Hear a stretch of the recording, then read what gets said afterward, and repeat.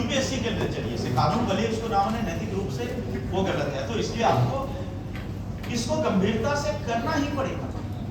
और सबसे अच्छी बात है कि पॉलिटी के प्रश्नों को देखोगे तो वो करने वाले प्रश्न होते हैं, वो इस तरह के सेगमेंट के नहीं है कि हवा हवाई उड़ रहे हैं, क्योंकि संविधान वही है जो हमने पढ़ा और इसका जो भी करंट है, तो कोई इसमें आप कर सकते हैं। सबसे बड़ी बात है कि ये अचीवेबल है टारगेट। और 100 क्वेश्चंस होते हैं प्रीलिम्स में। 100 क्वेश्चंस में से पहले जब थोड़ा सा आसान था पैटर्न तो 50, अब तो 40 में 38 में भी हो रहा है। मतलब 100 में से अगर 38-40 क्वेश्चन आपने सही कर दिए तो पीटी क्लियर हो जाता है। तो सोचो उसमें पॉलिटी कितनी इंपॉर्टेंट भूमिका निभा सकता है। क्वेश्चन को देखोगे तो थोड़ी मेहनत करोगे तो कर लोगे। तो इसलिए पहली बात तो ये है कि इसको गंभीरता से लीजिए। अब आता है कि कैसे हम तैयारी को धारदार बनाएं, चाकू को नहीं कि किसी को, तैयारी को कैसे हम और ज्यादा बेहतर बनाएं। तो 3 चरण में आपको लेकर चलना है, जिसको मैं कहता हूँ 3 स्टेज की रणनीति है। 3 स्टेज की रणनीति का मतलब सबसे पहले क्या करो कि जो आपका क्लास नोट्स है, और क्लास नोट्स का मतलब मटेरियल नहीं होता है। कई बार लोग कंफ्यूज होते हैं, ये भी क्लास नोट नहीं। क्लास नोट्स की मेरी उसकी भी एक संवैधानिक या एक मैंने तकनीकी परिभाषा कर दी। क्लास नोट्स का मतलब कि जो मैंने अपने श्रीमुख से उच्चारित किया और जो आपने अपने कर कमलों से लेखन का कार्य किया, तकनीकी रूप में वही है क्लास नोट्स। तो क्या मटेरियल मिला नहीं मिला, प्लस वो जो 1-2 मैंने दिया वो भी क्लास नोट्स का ही हिस्सा है।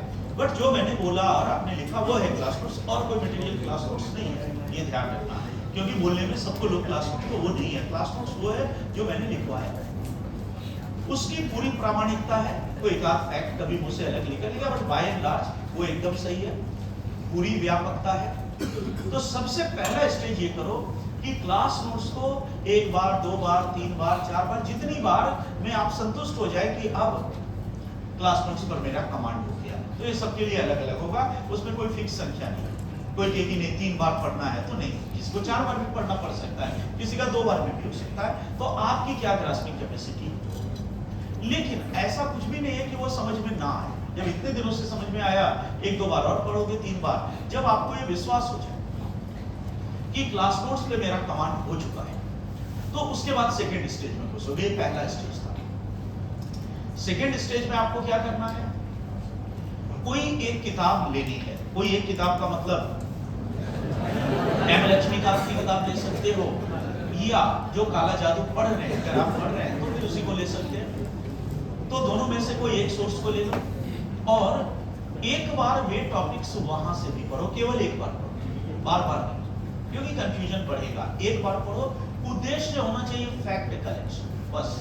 कॉन्सेप्ट सारा आपके नोट्स में ध्यान रखो, सारा डिबेट्स है, हर चीज है। जितने टॉपिक्स पढ़ाए मैंने बहुत व्यापकता से पढ़ा, उसमें सारा डिबेट्स, और आपने देखा भी होगा कि जितना करेक्ट सब है, हाँ फैक्ट्स थोड़ा सा उसमें कम है। इसलिए क्योंकि अगर केवल फैक्ट पे मैं चलूं तो फिर क्लास समझने में दिक्कत होगी, लेकिन फैक्ट ऐड करना है। तो आप क्या करिए कि एक स्केच लीजिए। ये भी बताना जरूरी है कि स्केच ब्लू कलर या काले कलर का ना हो। एक बार किसी ने काले कलर का लेके सारा अंडरलाइन किया, समझ में किताब भी बेकार। तो सब चीज बता देनी पड़ती है कि आप येलो कलर का स्केच ले लो, पिंक कलर का स्केच ले लो। मान लो प्रस्तावना टॉपिक आपने फटाफट पढ़ा, कहाँ से, एक बार लक्ष्मीकांत से। उसमें इस बात पर मत जाना कि हमें उससे कॉन्सेप्ट गेट करना, थोड़ा फास्ट उसको करो, क्योंकि किताब मोटी है। जो जो रेलेवेंट टॉपिक है वो करो, पूरी किताब है। उसमें से आपके नोट्स में 80% चीजें हैं, 2, 4, 5 फैक्ट आपको मिल जाएंगे जो नोट्स में नहीं, जो उसमें। वो फैक्ट फटाफट क्या करो, अपने नोट्स में नोट डाउन कर लो, या अलग से कॉपी बना लो, जहां पर भी उसको कर ले। तो ये अगर आपने काम कर लिया तो आप कॉन्सेप्ट के साथ फैक्ट भी आ गया। ये सेकंड स्टेज है। थर्ड स्टेज में आप उसको करंट से जोड़ें। तो अभी तक जो भी करंट में चल रहा था, लगभग सारी चीजें देखो, बड़ी घटनाएं हमने कर ली, जो भी चल रहा था करंट। लेकिन करंट हमेशा चेंज होते रहता है। फिर किसी चीज पर याद करो कि हिंदू अल्पसंख्यक है या नहीं, उस पर सुप्रीम कोर्ट का निर्णय आ जाएगा। तो जब उस पर सुप्रीम कोर्ट का निर्णय आ जाएगा तो आपको सारा कॉन्सेप्ट पता है, आपको निर्णय खुद ऐड करना है। तो वो करने का काम लोग अलग अलग सोर्सेज से करते हैं। हमारे हिसाब से सबसे अच्छा है कि साल के अंत में, या जब भी देखो टाइम टू टाइम वार्षिकांक ये सब आता है वैक्सीन का, या अब ये सब आप पता कर लो कहां से कैसे आ रहा है। अच्छा मटेरियल मटेरियल लेने में कोई परहेज नहीं करना चाहिए, जहाँ से अच्छा मिले ग्रहण कर लेना चाहिए, ये हमारी अपनी मान्यता है।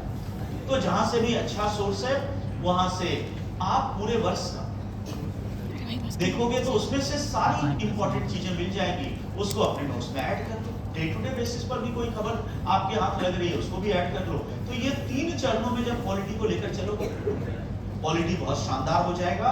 प्री मेंस इंटरव्यू प्लस चाय पर चर्चा वहां भी आपकी मदद करेगा। पॉलिटी एक ऐसा सेगमेंट है तो उसका भी एक मजा है। तो इस लिहाज से कोई कहे कि हमें ऐड करने में तमाम चीजों में दिक्कत हो रही है, उतना सिस्टमैटिक हम सुप्रीम कोर्ट के निर्णय का पक्ष विपक्ष और पॉइंट वाइज नहीं कर पा रहे, तो जिसको ये सब भी, तो उसको मैं आखिरी एक ही फॉर्मूला बताता हूँ कि जब आप एग्जाम दे रहे होंगे उस समय हमारे नोट्स कहीं से भी लेकर के, जो सबसे लेटेस्ट नोट्स होगा तो बाजार में मिल जाते हैं कुछ नहीं।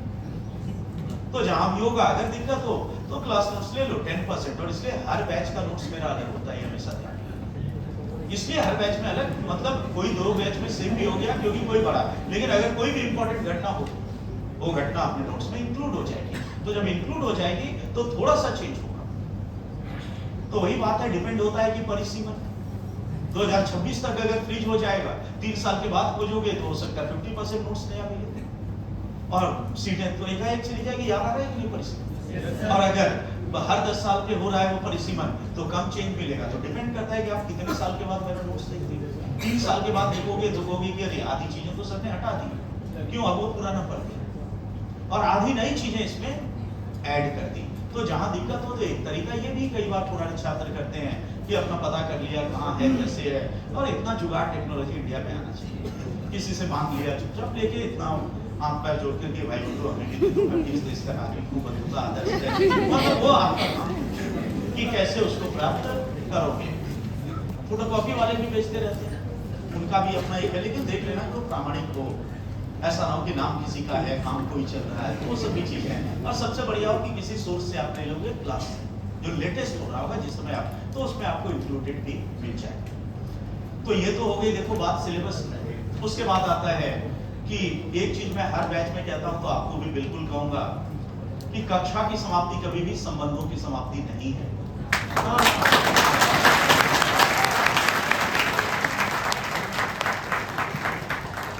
तो इसीलिए ये कभी मत समझना कि मैं और अभी मेरे को यहाँ भी हूँ तो कई पुराने बैचेस में कभी भी ये आइडिया चेक नहीं करता हूँ कि आप बाहर के हैं, आप यहाँ के हैं, प्रयागराज के भी छात्र हैं जो उस टाइम के जो छात्र थे कई, तो इसीलिए कभी कोई और एक शिक्षक की यही, और मैं बहुत साधारण आदमी ही आपको मैं बता दूं, आप ये फील भी करते हैं कि मैं कोई बहुत हाई फाई आदमी नहीं हूँ, आप जान लो। कभी ये भी हो सकता है कि मुखर्जी नगर में पैदल भी कभी निकल रहा हूँ, पहले ज्यादातर मैं उसी तरह घूमता रहता था, बट अब इतने छात्र हो गए हैं कि घूमने में दिक्कत हो जाती है, वही कारण है। अदरवाइज तो कोई ऐसी कोई बाध्यता नहीं है, कभी आपको बहुत लोड नहीं लेना है कि ये कौन है फला है, मैं उस मामले में, और भगवान वैसी बुद्धि हमें सद्बुद्धि हमेशा दे कि उस चीज को मैं मेंटेन रख पाऊँ कि अपनी औकात मुझे हमेशा याद औकात बहुत जरूरी है कि औकात हमेशा याद रहनी चाहिए कि मैं क्या हूँ। तो औकात मुझे हमेशा याद रहेगी, इसमें कोई चिंता मत करो। तो जब भी जिसको कहीं भी कभी भी कोई जरूरत हो तो बिल्कुल मेरे से मिले, संपर्क करे। हाँ, क्वालिटी की समस्या अन्य किसी समस्या, क्योंकि कल मैं इवनिंग वाले बैच में ये बात कह रहा था तो किसी ने बोला कि रोमांस नहीं हो रहा है, तो क्या उसमें आपको सहायता कर सकते? तो मैंने कहा देखो भाई, मैंने अपनी पूरी जिंदगी में पत्नी के अलावा किसी से रोमांस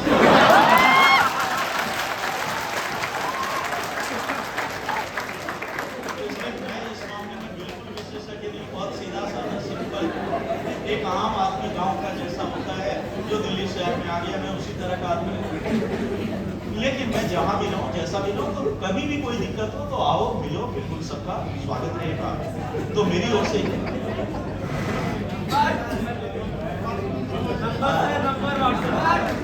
नंबर देखो अच्छा नहीं लगता है देना, वो सही नहीं है। तो जब भी आप मिलोगे मैं यहीं पे मिलूंगा और पोस्टर देख लोगे मिल जाऊंगा, चेहरा भूल मत जाओ। तो यही बात है, इसकी बात है। 5 मिनट रुकना है।